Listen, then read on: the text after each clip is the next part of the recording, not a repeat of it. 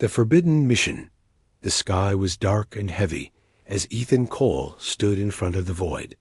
It was like a giant black hole in the middle of the earth, swirling slowly, silent and endless.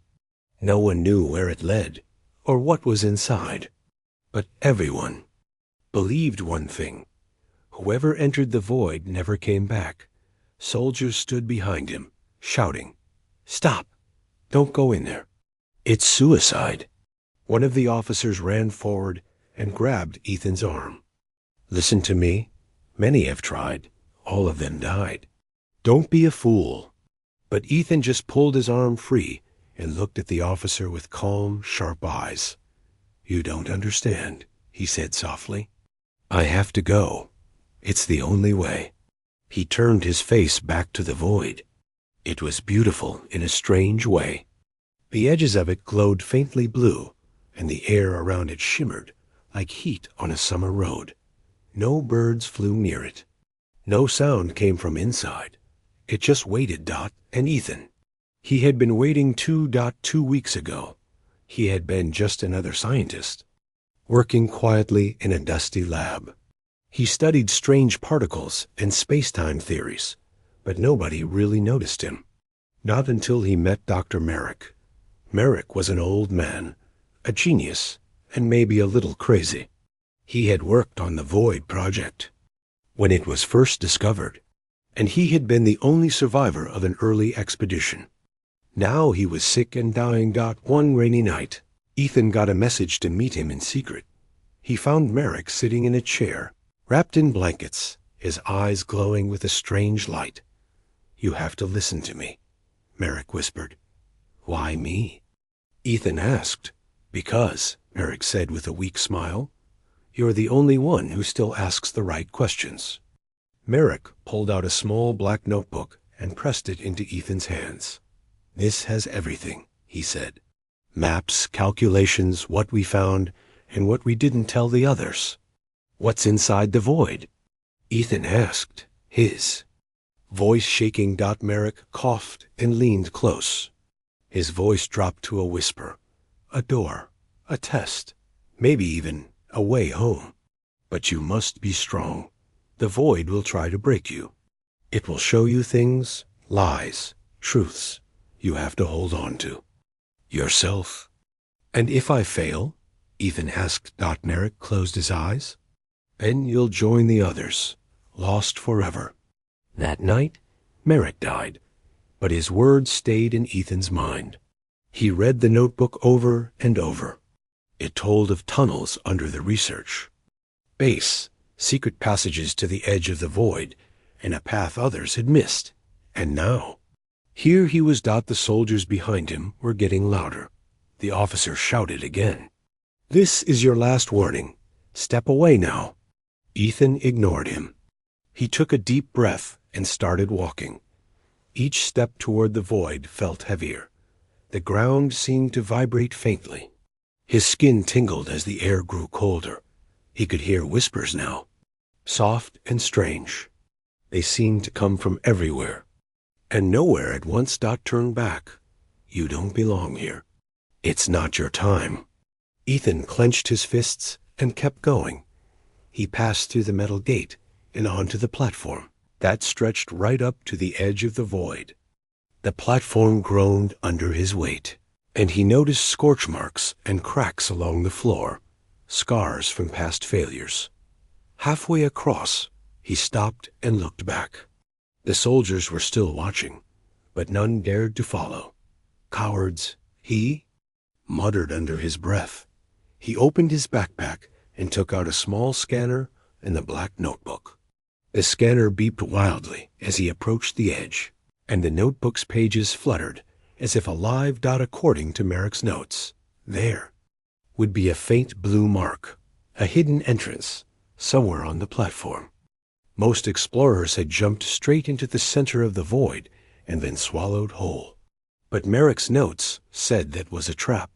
The real path was hidden. Ethan knelt down and ran his hand along the platform surface. At first, nothing. Then he felt a faint groove under his fingers. He brushed the dust away and saw it, a circle glowing faintly blue. His heart raced. He placed his hand on the circle, and suddenly the floor around it began to slide open with a low, grinding sound. A stairway revealed itself, spiraling down into darkness. The whispers grew louder now. You are not ready. You will fail. Ethan smiled faintly. We'll see, he whispered back. He tightened the straps of his backpack, switched on his headlamp, and began to descend the stairs. The air grew colder. The light from above faded quickly, and soon there was only the beam from his lamp and the echo of his footsteps. On the walls, strange markings appeared, symbols he didn't recognize, glowing faintly as he passed. They looked almost alive, shifting and curling. Then he saw something that made him stop. A skeleton, still wearing a torn suit, slumped against the wall. Its fingers were clutching a piece of metal. Ethan crouched and pried the metal free. It was a tag. The name was still readable. Captain Harris. He remembered that name from the notebook. Harris had been one of the first to enter the void, and never returned. Ethan stared at the skeleton for a long moment. Then he stood up, his jaw tight. Not me, he murmured. I'm coming back. He turned and continued down the stairs. Deeper and deeper into the unknown. Behind him, the hidden door slid shut, sealing him inside. And somewhere far below, in the darkness, something moved. Asterisk alone against the void, the hidden stairway seemed endless. Ethan's footsteps echoed against the cold stone walls as he descended deeper and deeper. Above him, the faint circle of light at the entrance was already gone. Darkness swallowed everything except for the small beam of his headlamp. He kept his hand on the wall to steady himself. It was cold and slightly wet, like the skin of some sleeping animal. For a moment, Ethan wondered if he was already dead. Maybe. This was what death looked like, walking forever into the dark. But then he felt the notebook in his pocket, and it reminded him why he was here. The void was not just a hole. It was something else, something alive, maybe. And he was going to find its heart. After what felt like hours, the stairs finally ended at a massive steel door. Strange blue symbols glowed faintly on its surface. Ethan raised his scanner and watched as it beeped faster and faster. This must be it, he whispered. He reached for the wheel on the door and turned it slowly. The metal groaned loudly, and the door cracked open with a hiss. Cold air rushed out, smelling like dust and electricity. Inside was a long hallway, wider than any tunnel he'd ever seen. The walls shimmered like liquid glass, and the floor seemed to hum under his feet. He stepped in. The door slammed shut behind him, making him flinch. The hallway stretched far ahead, with faint blue lights guiding the way. But it wasn't empty. Every few meters, there were shapes, bodies. People in broken suits, lying where they had fallen, helmets cracked, fingers clawing at the ground. He knelt near the first one. The suit had no name tag, but something was carved into the floor beside it. Don't trust it. Ethan stared at the words, his throat dry. And he stood and moved on. The deeper he went, the stranger things became. The whispers he'd heard earlier grew louder, sharper, almost like voices shouting from far away. Sometimes he thought he heard his own name. Ethan, Ethan. He shook his head, trying to block it out. The lights on the walls flickered. The air grew heavier, and soon his breath came out in visible clouds. Then he saw it, the end of the hallway. But instead of a door, there was a vast open space. A giant cavern stretched out before him, lit by strange shifting lights. Pillars of black stone rose into the sky, and the ground was covered in glowing patterns that moved like water. But what really made him stop was what stood in the center of the cavern. A figure. At first, he thought it was another dead explorer. But then it turned its head toward him. It was tall, much taller than a man, and its skin was a deep metallic blue that shimmered in the light. Its face was hidden under a hood, and its eyes glowed like twin stars. When it spoke, its voice was everywhere at once. "Why have you come here, human?" Ethan swallowed hard, but forced himself to answer. "I came to find the truth," he said, "to see what's inside the void." The figure tilted its head slightly. "Do you even know what the void is?" it asked. Ethan hesitated. "No," he admitted. The figure moved closer. "Then why do you risk everything? Your mind? Your soul?" "Because," Ethan said, standing straighter now, "someone has to." The figure's glowing eyes narrowed. Then it reached out a long, slender hand and touched Ethan's forehead. Suddenly, Ethan's mind exploded with visions. He saw stars being born and dying, entire worlds crumbling into nothing, oceans boiling, skies burning. He saw himself older, broken, wandering these halls forever. He saw people he loved, calling his name, but he couldn't reach them. And he heard a voice, not the figures, whispering deep inside his mind, "Leave now, before you forget who you are." Ethan fell to his knees, gasping. The figure stepped back. "You are brave," it said. "But bravery is not enough here." "What do you mean?" Ethan asked, still trying to catch his breath. The figure raised its head, and its glowing eyes flared brighter. "This place feeds on what you fear," it said. "It shows you what you desire most, and then it takes it away." Ethan stood slowly. "Then I'll fight it," he said. The figure let out a sound that could have been a laugh or a warning. "You think you're the first?" it asked. It raised a hand, and the cavern around them shifted. Suddenly, Ethan saw hundreds, no, thousands of figures like himself, walking in endless circles, their eyes empty, their mouths silently screaming. Some of them even looked like him. "What is this?" he whispered. "These are the ones who failed," the figure said. "Their minds could not endure. Their memories are dust. Their bodies wander here forever." Ethan clenched his fists. "That won't be me," he said. The figure studied him for a long moment. Then it slowly pointed toward the far end of the cavern. "If you truly wish to continue," it said, "you must pass the trials." "Trials?" Ethan asked. "3 trials," the figure said. "Each one will strip away a piece of you. If you survive, you may leave. If you fail, you will become one of them." It gestured at the wandering figures again. Ethan took a deep breath. "Where do I start?" he asked. The figure's eyes gleamed brighter. "This way," it said. A path opened at the end of the cavern, stairs leading down into an even deeper darkness. Ethan glanced back at the trapped souls one last time. Then he tightened his backpack, fixed his headlamp, and stepped forward. The figure watched silently, its glowing eyes never blinking. As Ethan disappeared down the stairs, the whispers rose around him again, louder, closer. "You will not make it. You will not make it." But Ethan just kept walking, alone against the void. Asterisk. Inside the unknown, the stairs creaked as Ethan stepped into the darkness. Each step echoed like a drumbeat in his ears. The light from his headlamp could barely cut through the blackness ahead, and the air felt heavier with every breath he took.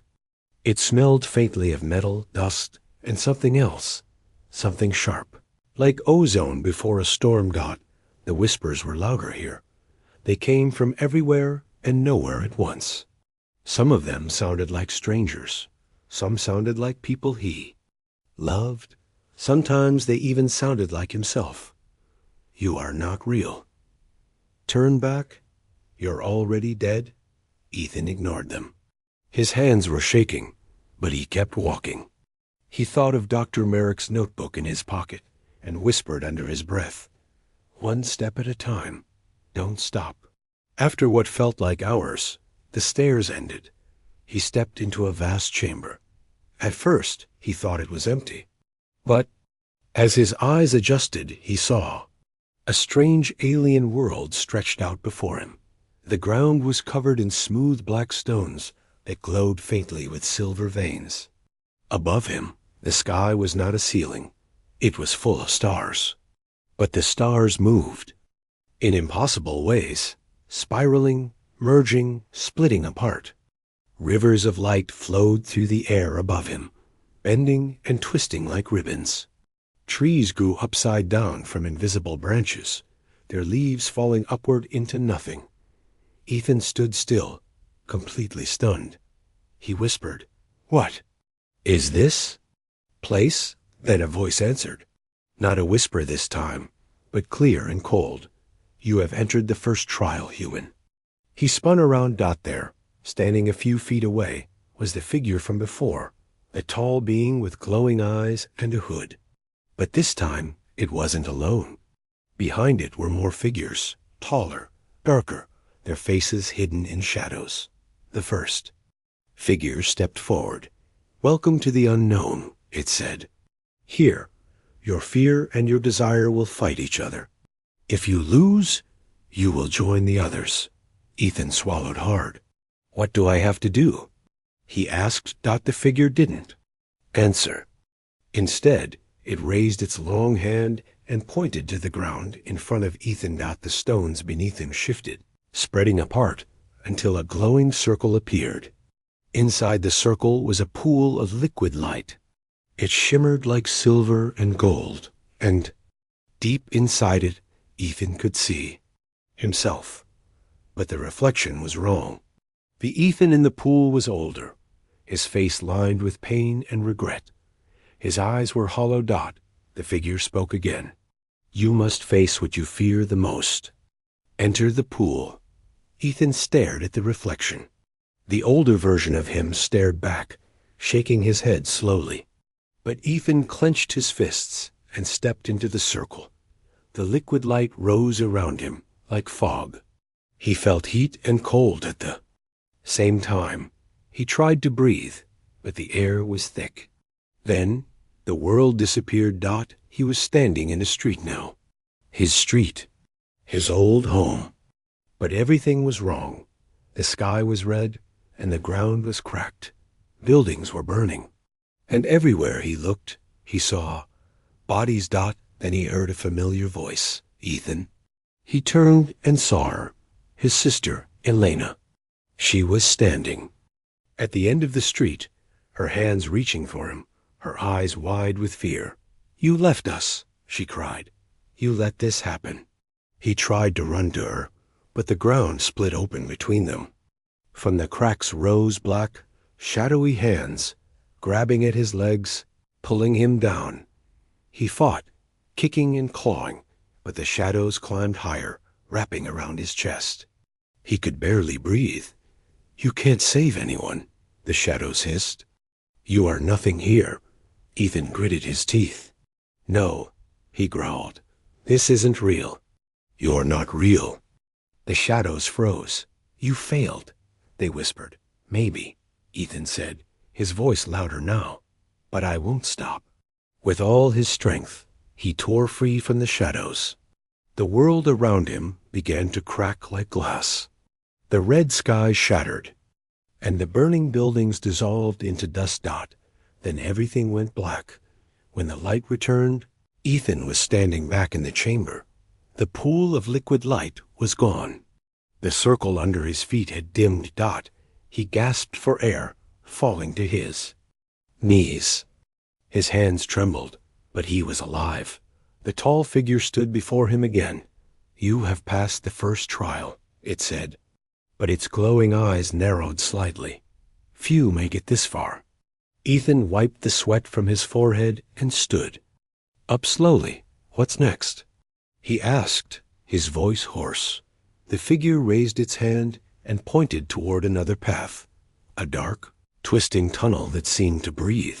"The second trial," it said, "deeper into the void, where truth and lies become one." Ethan stared into the tunnel. Strange whispers floated out from its mouth. calling his name in voices that sounded both familiar and strange. He took a deep breath, adjusted his backpack, and stepped toward it. But as he crossed into the tunnel, the figure behind him spoke again, softer this time, almost a warning. Beware, Ethan Cole. The void remembers everything. The path ahead twisted and pulsed like a living thing. The air was colder now, and every step felt heavier.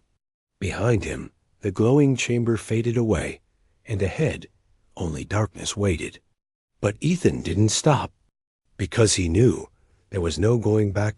Asterisk. The first trial, the tunnel, swallowed Ethan like the mouth of some giant beast. He could feel it breathing, a slow, heavy rhythm that shook the walls around him. With every step, the ground beneath. His boots pulsed faintly, as if it had a heartbeat of its own. The darkness here was thicker. His headlamp flickered and dimmed, barely lighting the way ahead. The walls of the tunnel were strange, black stone that shifted and moved when he touched it. Sometimes it felt warm. Sometimes it felt wet. Sometimes it felt like skin. But Ethan kept moving. The whispers were louder now. They didn't sound like words anymore, more like memories. Memories that weren't his. Memories that might be his. He couldn't tell. He tightened the straps on his backpack and focused on the figure ahead. Yes, the hooded figure was still with him, gliding silently a few paces in front, its glowing eyes the only light in the darkness. It never looked back. But Ethan felt its presence, like cold air in his lungs. After what felt like hours, the tunnel opened into a vast chamber. The room was unlike anything Ethan had seen before. It was round, with walls that stretched far beyond his light. Above him, thousands of symbols glowed faintly on the ceiling, shifting and rearranging like constellations. In the center of the room stood a massive black archway, crackling with faint blue lightning. The air here smelled sharp, like metal before a storm. The figure stopped in front of the archway and finally spoke. "You are now at the first trial," it said. Its voice was softer now, but still everywhere at once. Ethan stood still, staring at the archway. "I thought I already passed the first trial," he said, facing my fear, that vision. The figure turned its glowing eyes on him. "That was only the beginning," it said. "You faced your fear of failure. Now you will face the truth of yourself." "What does that mean?" Ethan asked. His voice sounded smaller here, but the figure didn't answer. Instead, it raised a long finger and pointed to the archway. The air around it shimmered and twisted. Slowly, a figure stepped out of the archway. Ethan froze. It was him. But not quite. The other Ethan looked stronger, older, and colder. His suit was dark and clean. His eyes glowed faintly, like the hooded figure's. The second Ethan smiled faintly. "So you finally made it here," he said. His voice was the same, but heavier, more confident. What are you?" Ethan whispered. "I'm you," the second Ethan said. "The you that wins. The you that survives. The you that doesn't waste time worrying about right and wrong." The hooded figure stepped back and spoke again. "You must choose," it said. "Fight yourself or become him. What happens if I lose?" Ethan asked, his voice dried. The hooded figure tilted its head. "You will become nothing, another lost soul in the void." The second Ethan stepped closer. "Why fight me?" he asked. "Join me. You already know how this ends. I am the version of you who does what it takes, who doesn't care about the cost, who doesn't care who he leaves behind."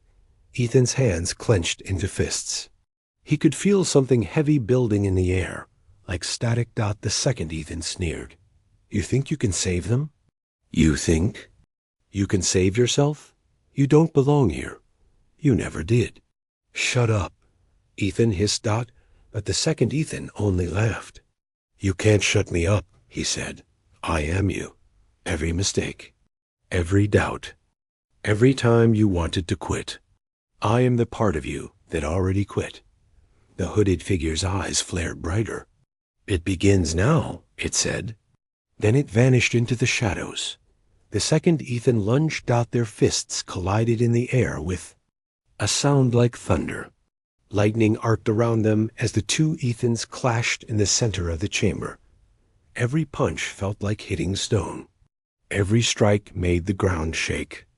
And every time Ethan landed a blow, the second Ethan just smiled wider, like he was enjoying it. You can't beat me, the second Ethan hissed, because you can't beat yourself. But Ethan gritted his teeth. He thought of Elena. He thought of Dr. Merrick. He thought of all the lost explorers trapped in the void, and he shouted, "You're wrong." He tackled the second Ethan to the ground, pinning him down.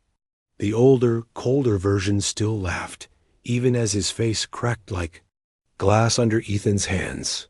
"You'll never be free of me," the second Ethan whispered. "I'll always be here." But Ethan slammed his fist down one last time, and the second Ethan shattered into dust. The air went still. The archway pulsed faintly, and the dust drifted upward, vanishing into the glowing symbols above. Ethan stood, breathing hard. His knuckles were bloody. His body shook from exhaustion. The hooded figure appeared again, watching him silently. Then it spoke. "You have passed the trial of self." Ethan swallowed hard and looked at the archway. "What's next?" he asked. His voice was hoarse, but steady. The figure pointed to another path, a narrow bridge of light that stretched into blackness. "The second trial," it said. "Here lies become truth, and truth becomes your enemy." Ethan stared at the bridge. It was so thin it looked like it would break under his weight. Below it, nothing. Just an endless dark void. He wiped the sweat from his face, straightened his backpack, and stepped toward the bridge. The hooded figure whispered one last thing as he crossed into the unknown. "Few come this far. Fewer return." The bridge quivered under his feet, and strange shapes moved in the darkness below. But Ethan didn't stop, because now he knew. The biggest enemy here wasn't the void. It was himself. The betrayal. The bridge stretched before Ethan like a thread of light hanging over an endless abyss. It swayed gently with each step he took, creaking softly under his weight. Below him, the darkness moved, alive, restless, whispering. Shapes floated just out of sight, rising and falling like ghosts under black water. He kept his eyes forward, refusing to look down. The void below called to him in 1,000 voices, all tempting him to fall. Just one step, just let go. You'll be free. But he tightened his jaw and kept walking. The bridge narrowed as he moved forward. Soon it was no wider than his own shoulders, and the light beneath his feet flickered faintly, as though it might vanish at any moment. His legs ached. His breath came in short gasps, and his thoughts began to scatter. But then he saw it, a faint glow at the far end of the bridge. A doorway of light. Relief flooded through him, and he quickened his pace. But halfway there, he stopped. Someone was standing on the bridge ahead. A figure, slim, wrapped in a dark suit, motionless. A woman. She stood in the center of the bridge, her head bowed, her arms hanging at her sides. Ethan froze. The woman slowly lifted her head. Her face came into view, pale, tired, but unmistakably human. And familiar. His breath caught in his throat. "No," he whispered. "That's impossible." It was Captain Lena Ward. She had vanished into the void 5 years ago. Everyone said she was dead. Her name was etched into the memorial wall. Back on Earth. But here she was, alive. She tilted her head slightly, her eyes meeting his. "You made it," she said, her voice hoarse but calm. "I didn't think anyone else would." Ethan stared at her, trying to find words. You... how? How are you here? She gave a small, bitter smile. Same way you are, she said. I walked, I fought, and when everyone else broke, I didn't. She glanced behind him at the endless blackness. You shouldn't have come, she said quietly. You don't belong here. None of us do. He shook his head, trying to think. But they said no one survived. No one ever came back. They were right, she said. Because there is no way back. Once you're here, you're part of it now. He stared at her, his chest tight. What do you mean? She stepped closer, her boots silent on the glowing bridge. The void doesn't let you leave, she said. Not really. You think you're moving forward, but you're just going deeper. Every trial, every step, it changes you. You start forgetting who you are. And when you forget, it keeps you. Ethan's hands clenched. That won't happen to me, he said. I've come too far. She studied him for a long moment, then gave a sad laugh. That's what I said too, she whispered. She reached out a hand to him. But you don't have to keep going, she said. Come with me. There's another way. I found it. We can escape together. I know the path. I've walked it 100 times. He stared at her hand, his mind racing. Her eyes were steady, her voice calm, but something in her face, something in her smile. And then he noticed it. Her shadow dot, it didn't match her movements. While she stood still, her shadow swayed. While she smiled, her shadow grinned wider, too wide. A cold chill ran through him. He stepped back. You're lying, he said quietly. Her smile faltered. Just for a second. Then she laughed. Low, dark, and wrong. Smart boy, she said. Her voice was deeper now, layered with something inhuman. But not smart enough. Her body began to change. Her skin darkened. Her eyes turned black and empty. Her smile stretched until it split her face. You can't leave, she hissed. You'll never leave. The bridge shook violently as the air around her grew heavy and cold. Black tendrils burst from the shadows, reaching for Ethan. He stumbled back, nearly falling, but caught himself and drew the small blade from his belt. The blade gleamed faintly with the same strange light of the void. The creature lunged at him. Shrieking, Ethan swung the blade, slicing through one of the tendrils. It recoiled with an unearthly scream. You don't belong here. He shouted Dot. He ran forward, ducking under another tendril and slashing at the creature's chest. Its form shimmered, breaking into fragments of shadow and light. But it kept coming, its hands now like claws, its voice a dozen whispers at once. You are already mine? He gritted his teeth and drove the blade deep into its chest. The creature froze, its body cracking like glass. Then it shattered into dust, vanishing into the dark below Dot. The bridge went still again. The whispers quieted Dot. Ethan stood there, breathing. Hard, staring at the empty spot where she had stood, he lowered his blade, his hands shaking. The path ahead glowed brighter now, as if inviting him forward, but he didn't move yet. He just stood there, staring into the darkness, trying to calm his racing heart. Dot somewhere. Faintly, he could still hear her voice, soft and mocking. You'll never leave? You'll never leave. He closed his eyes and whispered to himself. Yes, I will. Even if I have to drag myself out of here. He opened his eyes, tightened his backpack, and started walking toward the glowing doorway ahead. The bridge behind him faded into the void. Ahead, the next trial waited, deeper, darker, and more dangerous. But Ethan didn't look back. Not any more. Dot, because now he understood something he hadn't before. The void wasn't just testing him. It was watching. And it was learning. The final choice, the glowing doorway, pulsed ahead like a living heart. Ethan stood at its edge, staring into the swirling light.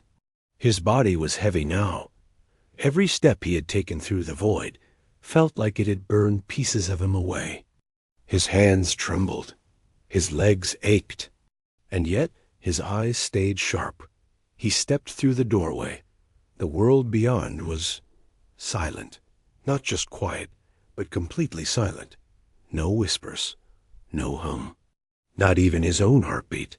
The ground was flat and smooth, stretching out into infinity, shining faintly like glass. Above him was nothing but endless black. He felt as if he was walking on the surface of a giant mirror, with nothing above or below except himself. In the distance, a faint light flickered. Ethan walked toward it. Each step echoed faintly, even though there were no walls. And with each step, strange images appeared on the glass floor beneath him, visions of his life. He saw his childhood home, his sister laughing, his mother calling him to dinner. He saw himself at the academy, staring up at the void for the first time. He saw the bodies of the explorers he'd passed along the way. Captain Harris, Dr. Merrick, even Lena Ward. Their eyes followed him as he walked past. He looked away and kept moving. The light ahead grew brighter, and at last he saw it. The heart of the void. It was a massive sphere, suspended in the air, spinning slowly. It glowed with white, blue, and violet light, and black cracks ran across its surface, leaking streams of shadow into the air. It felt alive. It was alive. And beneath the sphere stood the hooded figure, waiting for him. "You have arrived?" the figure said. Its voice was softer. Now. Ethan stopped a few steps away, his eyes locked on the sphere. "What is that?" he asked. The figure tilted its head. "The core, the source, the heart of everything you have seen, and everything you have yet to see." Ethan swallowed hard. "Why am I here?" The figure finally turned to face him fully. Its glowing eyes seemed brighter than ever. "Because it has chosen you," it said. Ethan frowned. "Chosen me? For what?" The figure raised its long hand and pointed at the sphere. "A void cannot sustain itself any longer," it said. "Its hunger grows. Its walls crack. Soon it will break free, and everything beyond it will burn."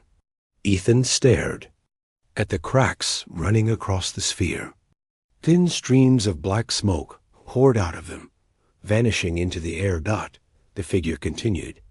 "You have a choice. You can leave now. Walk away, forget this place, and return to your world. But the void will not stop. Or you can take its place." Ethan blinked. "What do you mean, take its place?" The figure lowered its hood for the first time, and Ethan froze. The figure's face was his older, tired, eyes glowing faintly. "You will become the new guardian," the figure said. "You will hold the void together, keep it from spilling into the world beyond. But it comes with a cost." Ethan's mouth was dry. "What cost?" The guardian smiled faintly. "Everything. You will forget your name, your memories, your body. You will stand here for all eternity, and no one will know what you sacrificed." Ethan stepped back, his hands curling into fists. "And if I say no?" The guardian turned back to the sphere. "Then the void will shatter. Millions on countless worlds will die, and you will live to see it." The sphere cracked louder. Now, pieces of it flaked away, falling into the dark. The air around Ethan grew colder. He stared at the sphere. He thought of Elena, of Dr. Merrick, of all the explorers who had come before him. He thought of the whispers, the lies, the pain. And then he thought of the people who would never even know they were saved. He took a deep breath. "How do I do it?" he asked quietly. The guardian nodded once. "Place your hands on the heart," it said, "and let it take you." Ethan stepped forward. The sphere thrummed with energy, pulling at him. He could feel his skin tingling, his mind cracking under its weight. He pressed his hands against the surface. Light exploded around him. He felt himself breaking apart, his thoughts, his memories, his body dissolving into streams of light and shadow. He heard the void screaming, the cracks sealing, the darkness folding back into itself. His last thought before it all went black was simple. It was worth it. When the light faded, he was gone. Far away, on the edge of the void, a team of HFY explorers arrived decades later. They stopped at the edge of the swirling darkness, staring in awe. A lone figure stood there, tall and silent. Its eyes glowed faintly in the dark. When the explorers stepped closer, the figure raised a hand. "Not yet," it said softly. "This place is not for you." They froze, feeling something ancient and powerful in its voice. And then the figure turned away, vanishing back into the shadows. Ethan Cole was no longer Ethan. He was the Guardian now, the man who defied the impossible, and became the heart of the void. The man who defied the impossible. The void was quiet now. Where once it had cracked and screamed, where once shadows clawed and whispers hissed, now there was only stillness. And in the center of that stillness stood the Guardian. He had no name anymore. But once, long ago, he had been called Ethan Cole. He stood where the heart of the void pulsed faintly, his hands folded behind his back. He didn't move. He didn't need to. He simply existed. From here, he could feel everything. The cracks in the walls of the void, the shifting of its darkness, the faint pull of distant worlds beyond. His eyes glowed faintly, and the air around him shimmered with the strange energy of the place.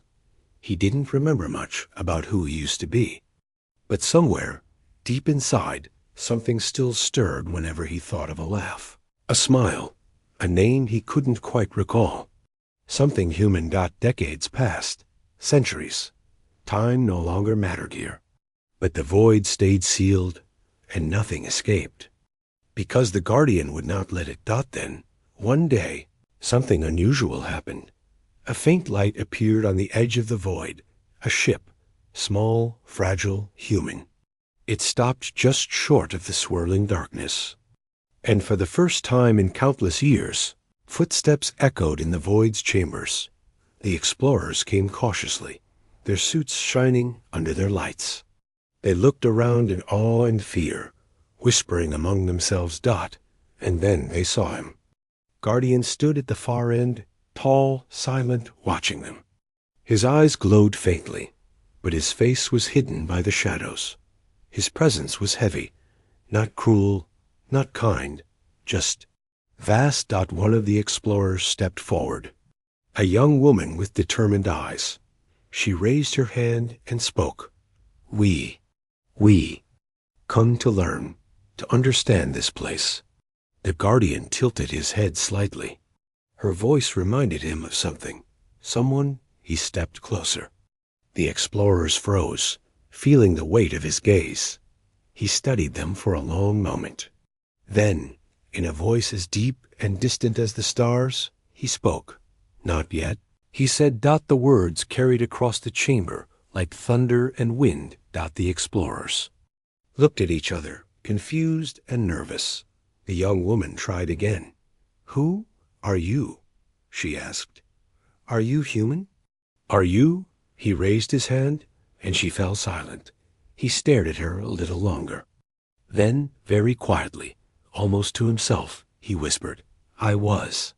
The explorers flinched at the sound of his voice. Something about it was both beautiful and terrifying, like hearing a storm speak. He stepped back, and the shadows curled around him. The explorers stayed where they were, too afraid to follow. The young woman called out one last time, "What is this place?" The Guardian paused. He turned his glowing eyes toward her and spoke again. "A promise," he said. "And a prison." Then he vanished into the darkness. Later, the explorers returned to their ship, shaken but alive. They didn't speak much on the way back. But the young woman kept glancing over her shoulder, as though she could still feel his eyes watching her, and she wondered, what had he given up to stand there? What had he become? And was it worth it? Inside the void, the guardian stood alone again, staring at the faint cracks in the walls. His hands rested lightly on the heart of the void, feeling its steady pulse. He closed his eyes, and for a brief moment, in the silence, he saw something. A memory, a street, a laugh, a name, Elena, and he smiled. Just a little, he whispered into the endless dark. Still here. The void around him shivered faintly, almost like it understood, and so he stood there. Not as Ethan Cole, not as a man, but as the guardian, the one who defied the impossible, walked into the void alone, and became the thing that kept the darkness at bay. Forever on earth, his name was forgotten. On monuments, his story was never written, but in the quiet corners of the void, in the places where stars burn and die, his presence could still be felt. The faint glow of his eyes in the dark, the silent whisper of his promise. You are not ready, not yet. This place is not for you. And though no one knew his name anymore, the void remembered the man who walked in, the man who never came back, the man who became more than human, the man who defied the impossible, the end.